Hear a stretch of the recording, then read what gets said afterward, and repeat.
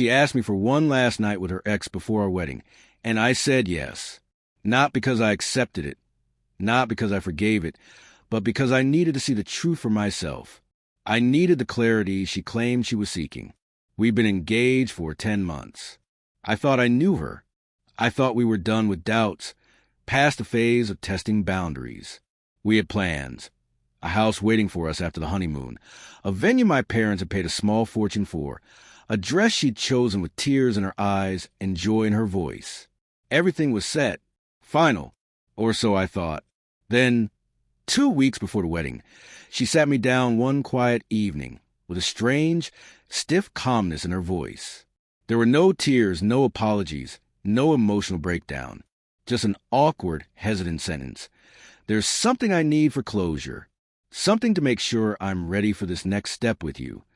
At first, I assumed she meant counseling, maybe a retreat to reconnect, maybe some honest conversations about her fears. But then she said it. Clear, clean, cold. She wanted to spend one night with her ex. One night, no strings, just clarity. That's what she called it.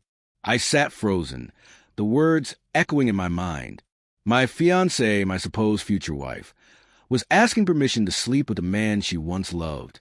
The man who cheated on her, who shattered her years ago. The same man she told me she'd healed from. I asked her if she was serious. She was, and she said she came to me with respect, because hiding it would have been worse. That if I really loved her, I'd understand. Understand what? That she wasn't ready. That she still had one foot in a past she promised was behind her. I tried to breathe, tried to speak, but my thoughts were too loud. She stood in front of me, asking for a final taste of someone else before committing to me forever. I asked why now? Why 2 weeks before vows? Her answer was absurd and painfully honest. Because I don't want to wonder. I want to be fully present with you, without baggage. Her idea of resolving the past was to crawl back into it one more time. And for some reason, rage, numbness, or a part of me that had already died, I said yes. I nodded. Okay, if that's what you need, go ahead. She blinked, like she wasn't expecting me to agree. Really, she asked. I said it again. Really? She leaned in, kissed my cheek softly like it was some beautiful act of love, and whispered, "Thank you for understanding."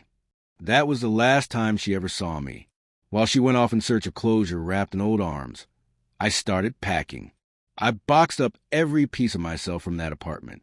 Canceled the wedding, flights, my suit order, hotel reservations for my family. I called the venue and told them the event was off. They asked if the bride would confirm. I told them, give her until tomorrow. She'll understand.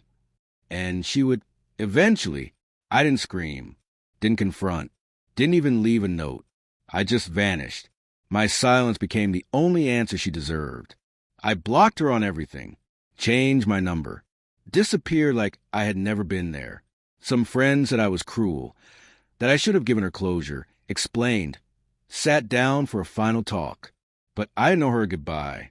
When someone you love asks for a last night with the past, while you're standing at the threshold of forever, they're not just asking for understanding. They're asking for permission to betray you. I chose not to grant it with my presence.